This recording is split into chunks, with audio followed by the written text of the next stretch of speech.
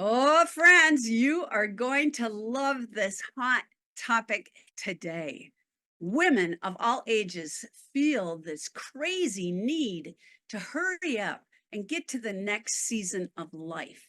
Hurry up and get a driver's license. Hurry up to begin dating. Hurry up to get to high school. You can't wait to go from junior high to high school. Hurry up to graduate from college. Hurry up to get that job that you've always wanted. Hurry up and buy a house. Hurry up and get married. Hurry up and have babies. Oh my gosh, you guys, there's so many different phases and seasons of life. And women, more than anybody, are always rushing to the next thing. I know I was kind of rushing to hurry up to be an empty nester. I loved having my kids, but it was time to go. I have just so enjoyed every single season of my life. My husband couldn't wait to hurry up and get to retirement.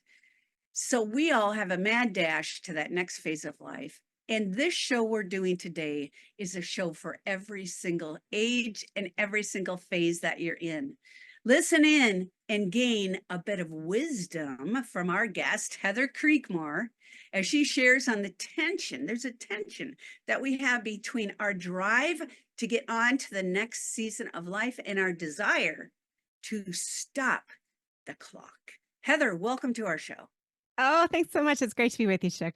I know. And now we've had her on before. The link will be below on YouTube. Would you guys please find us on YouTube? I know a lot of you are exercising or you're listening in the car. Our podcast audience is awesome. Please click like, please subscribe. But we're also on YouTube if you want to see how absolutely beautiful Heather Creekmore is and have some fun with us. So you're going to love Heather Creekmore. She is a woman's woman. Several years ago, God showed Heather a path out of body image and comparison struggles. Now, through her writing and her speaking, the Compared to Who podcast, she is passionate about helping other Christian women to find freedom too. Her heart is to help women grow in their walk with Jesus Christ and to know there's real hope in their struggle in different areas. Like here's a few girls we can all relate to: body image, weight struggles, contentment, marriage, motherhood, friendships, and aging. And that list goes on and on. You name it, she has written about it. Heather Creekmore is an author, podcaster, coach. Heather Creekmore writes and speaks hope to a woman's struggle with body image and comparison. She's been featured, friends, on dozens of shows and podcasts. And thank you for coming on Him for Her Women's Hot Topics, but is best recognized from her appearance on the Netflix show Nailed It. Heather and her fighter pilot turned pastor husband, Eric, have 4 children and live in Austin, Texas. You can find Heather's topics, books, blogs, podcasts at improveBodyImage.com. improveBodyImage.com. Again, thank you, Heather. Oh, thanks, Shug. Wow, a fighter pilot turned pastor. That is exciting. What is the Netflix show Nailed It? I don't think I'm familiar with it. Oh, Shug, it's one where they take people who are not good at baking and they give them the most elaborate, like baking task, and they watch them fail. And Really? I was so bad at it that we recorded my show as the third in the season, and it was the first season. And they moved that show to become the pilot episode. And now, if you get an error message on Netflix, you see the cake that I made and my red stained, fondant stained hand. It has the error message on Netflix. So I have left quite an impression. Oh, that is hilarious. What did you just decide? I'm not good at cooking and I think I'm going to go and bake something on the show? Well, it's actually kind of a testament to, I think, God knowing those secret desires of our heart, because I had always loved baking and cooking shows, but I'm just not very good at baking. And I mean, I'd follow the Pillsbury Bake Off and I'd always think, oh, I should apply for that someday, but I'm just not good. And so I had hashtagged on social media several times, bake fail, my kids' birthday cakes, that sort of thing, hashtag bake fail. And so Netflix found me and invited me to be on this brand new show. Oh, And I was they like, did. yes, I've always wanted to be on a baking show. It's fine that it's one for bad bakers. It's still a baking show. So it That's was a good time. hilarious. You got Yeah. your claim to fame because you stink at baking. I'm so glad that you posted those things. I'm gonna definitely look it up. Friends, go look it up on Netflix as well. And I think it's called You Nailed It. Is that It's correct? just called Nailed It. Yep. Nailed And it. I'm season 1, episode 1. That's me. Whoop, whoop. I'm so excited to turn that on and watch it. Now, Heather, you share that you're a wife, a mom, a writer, and recovering comparer. What does it mean to be a recovering comparer? Well, I think probably, if we're honest, most of us are comparers, right? Where we kind of enter the world, be it church or the grocery store or wherever, and we're kind of looking around to see what other people look like, what other people are dressed like. Maybe we're online looking at what other people are doing, how they're spending their vacation or their spring break, what are they wearing? How are they exercising? What are they eating? What do their kids look like? The list is really limitless to the ways that we are tempted to compare ourselves to others. But frankly, that's not really very healthy for us, especially as believers and followers of Jesus Christ. So I like to call myself a recovering comparer because I've been working on strategies to stop comparing and start living, like I say on my podcast. And I love it because you have shared your tips, your wisdom, your advice, your struggles, your ups and your downs. And again, you guys can find that on her website. But we've seen women of all ages, doesn't matter what they're, if they're in junior high, high school, all the way up to my age or older, that they compare body image, like you had said, they're looking at other people. What's driving this and what's wrong with us? Why do we do that? I don't want to say that there's something wrong with us. I think it's very normal, right? We want to figure out how we place, how we stand. We really want to know if we're okay, right? Am I acceptable? Am I like everyone else? Or is it the Sesame Street song, like one of these is not like the other, right? Which I think we all feel like from time to time. So, I joke in one of my earlier books about how I think most women, especially, we love quizzes.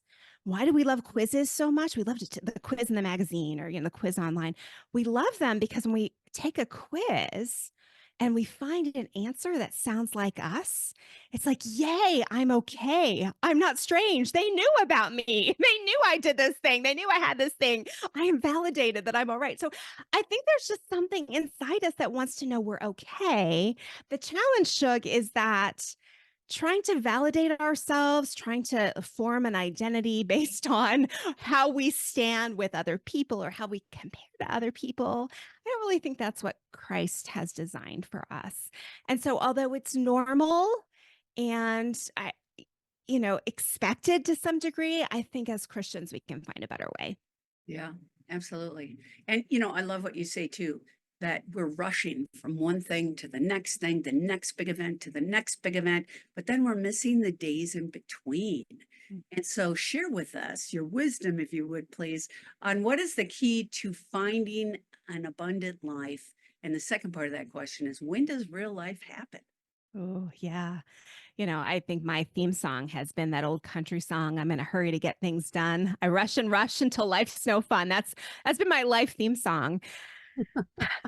But I think in our mentality of believing that it's the next thing or the next thing, like you mentioned in the intro, right? When the kids leave or when I graduate or when I get married, right? That's how I've lived my entire life, only to realize that those were stepping stones, not really milestones, Ooh, right? good Though point. Wow. those were parts of my experience that I needed to go through, things that built so I would be prepared for the next thing.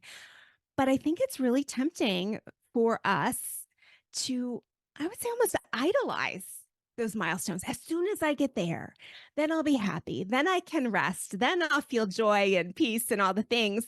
And we get there and we're like, oh, wow, this is just its own special kind of hard. I mean, think about graduating from college. We're so excited to get off into the real world and have our own jobs and our own lives. And then you get there and you're like, wow, paying bills, figuring out what to eat for dinner. Who knew these things were so hard? And so, really appreciating life every day instead of just being, I would say, on the treadmill to the milestone, if you will, is such a key to our contentment, right? That's where we're going to find joy is in those little mile markers, not in the milestones. I love that. That's just so powerful. And I'm guilty. I mean, my calendar. I'm a very scheduled type of a person, and I just find, okay, done with that. Now let's move to the next. Done with that. Let's move to the next. And so, really, there's a technique in, I believe, enjoying each moment. How do you do that? I think it's about being present, which is hard for us. Especially those of us who are busy, right? Those of us who are like women and men too, who accomplish things, get things done. It's so much easier to focus on that task list. What do I need to get done? And then to some degree, should like to draw identity from that, right? Instead of just being, taking the rest that God encourages us to take every week, right? Disconnecting from the task list and the phone and the social media and just being present with those that we love and just even present with ourselves. To check in with ourselves like, how am I doing? Where am I at? Am I focused on my to do list or am I really focused on what God has for me to do and living for Him? Or am I living to get to that next milestone? Yeah. And I was good. That was going to be my next question. You read my mind. How does God fit into all of this? Is there some techniques you have in prayer or in daily Bible study or devotions, etc., that help you just get rooted and enjoy the moment with God? Yeah, God showed me a couple years ago, and I come from not a corporate background, but a nonprofit background. So lots of, structure and, middle management and all the things. And God gave me this word a couple of years ago that He wanted to micromanage my life. And Mm. now, when you think about a micromanager, right, your first instinct is probably like, ugh, like, I don't want a micromanager. I want someone to give me freedom. But really, in that conversation with him, I recognized that I kind of lived as if it was like, okay, God, like I've got this stuff. And then when it's hard, I'm going to need you. Like I need you to take care of the really complicated stuff, but the rest of stuff, I got it. And I really sensed that what he was wanting from me was a complete surrender. Like, no, Heather, I'm willing to step into your struggle with food. I'm willing to step into your struggle with body image. I'm willing to step into your struggle with comparing yourself to others. I want to be part of these parts of your life that you've thought you could manage on your own. And then in that, it's a daily surrender of, okay, Lord, I think I've got my plan. I think I've got my agenda. I think, I know what I can do and what I need help with, but I need to just surrender and say, nope, I need help with it all. Yeah. Lord, like help me, show me what you have for me today and help me to do it. And what's been helpful for me as well is sometimes I have to pause and say, God, help me to be in the moment. I don't want to miss this moment. Yeah. And that your brain won't be so fast speeding ahead to Right. that next opportunity or that next event. You've written about a lot of things, and anything from body image all the way up to aging. And you wrote this book called Aging Gratefully. I got it right here in my hands, friends. If you're on YouTube, you can check it out. And Aging Gratefully is a powerful book. It's a devotional. It's a 30-day devotional. Would you share with us how it's laid out? Yeah. So it's a simple read designed for you to read it daily for 30 days. So they're short chapters. And at the end of each chapter, I give you kind of a thankfulness statement for the topic. Let's put it like that, right? Where I'm really trying to refocus our hearts towards one particular aspect of aging or, just even life that we can truly be grateful for. And that's phrased almost as a prayer, like, Lord, help me to be thankful for this. And then I give an aging gratefully in action step where whatever topic we're talking about that day, I give you something super practical that you can just go and do to put the devotional content into action in your life right away. I like homework. It works for me. I can't, as we talk about different parts of aging gratefully and also about different seasons of life, sometimes it's good to have just a little bit of homework at the end. And it's little simple things, you guys. I love it. And it just makes you think, oh, yeah, I could do that. When you look in the mirror, instead of looking in the mirror and getting all freaked out, we think about how wonderfully made we're being made by Mhm. God, things like that. And in your 30-day devotional, Aging Gratefully, you write about abundant life is not just for the young. Mm. Abundant life is more than just having a pulse. Mhm. Thank God I got a pulse still. But share your thoughts around that. Yeah. Well, so the Bible talks about two different kinds of life. There's our bios life, which bios, the same root word as biology, right? That's like physical life. That's our pulse, right? And then there's this Zoe life. And that's the abundant life that Jesus talks about in John 10:10, that he came to give us life and life more abundantly. Mhm. So that means that even as we age, no matter what age you are, he wants more from us than to have a great blood pressure reading and a breath in our lungs, right? There's more that he has for us. And so I think that's really exciting, especially for those of us that are on the maybe let's call upper side of aging, right? That there's still things he wants us to do, even maybe after our first career is finished, even maybe after we're done raising kids, he still has more for us to do, and doing what he has called us to do will always make us feel more alive in him. Yes, it will. Yeah, it's just good to refocus and focus on Mhm. God. Now you're very funny, and I laughed often at your quick wit and your humor. And one of the things that made me laugh the most was a chapter titled Wisdom Creases. I love that. I got some of those right here. Wisdom creases, those next to my eyes.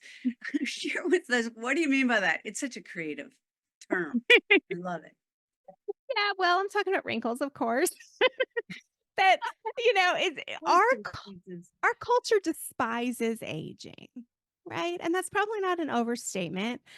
I don't know that it's the people in our culture who despise aging, right? But I think we are given a message that we should fight it, that there's something wrong with you if you look like you're aging, that you're missing the boat somehow. There's something you're supposed to do to prevent looking like that's your reality, right? And then if you really take that one step further, Shug, it's like think about all those people giving us that message. Well, why are they giving us that message? They're trying to sell us something. Right? Yeah, that's the So, people trying to you sell them. right. But the reality is like aging is a gift.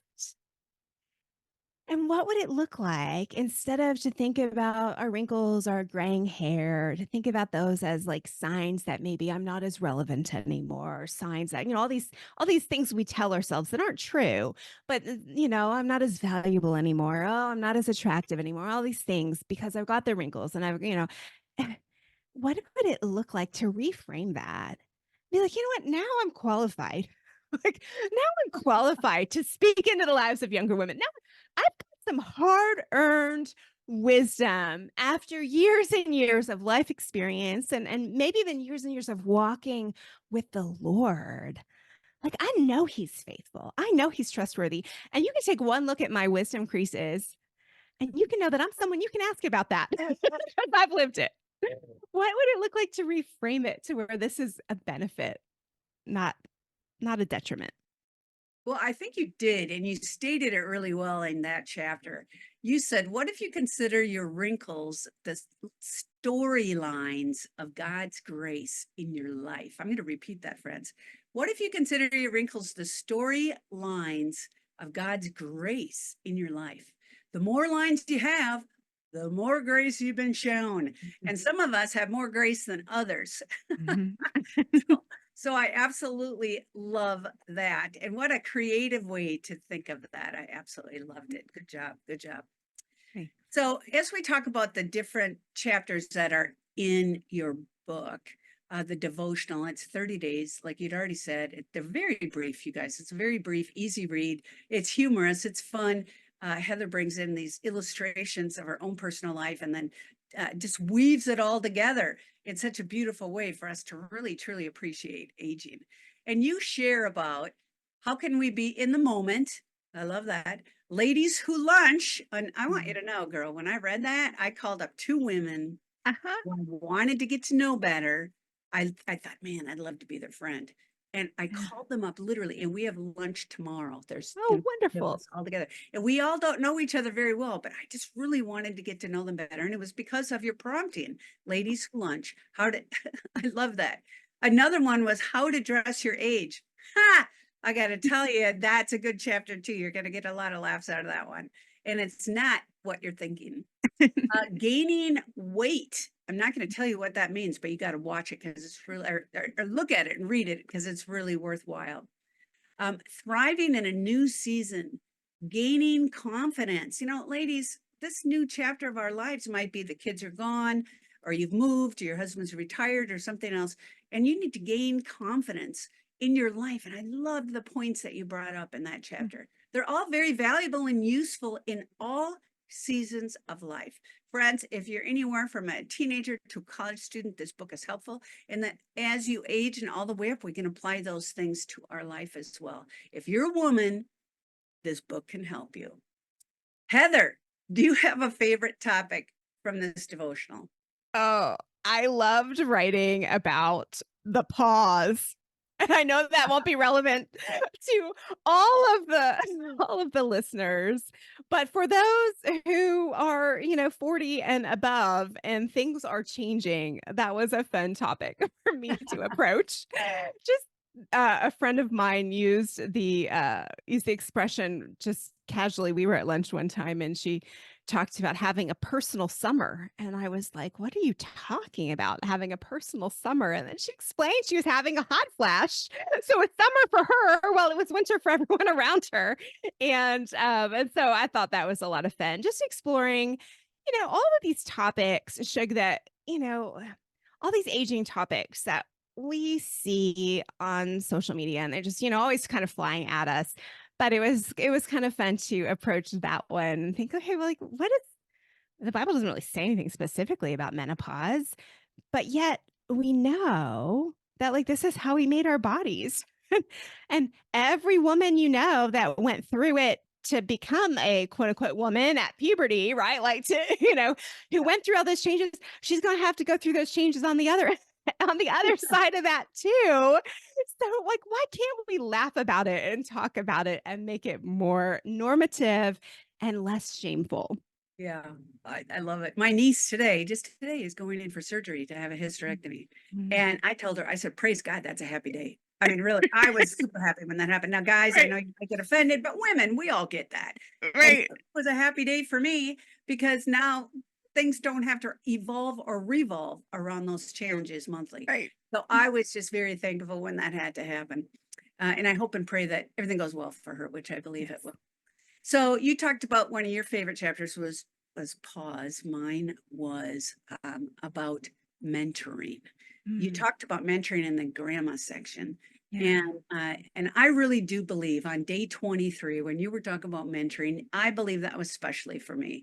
I Mm, mean, whether you're a mother, a grandmother, a friend, a neighbor, mentoring is super important. And I believe in that. I have seen it personally. I've mm, seen the amazing transformation that happens when you mentor a woman. And yeah. we have him for her mentoring, HIM number 4, her mentoring. Look us up online. And we walk with women inside a prison up to a year prior to release.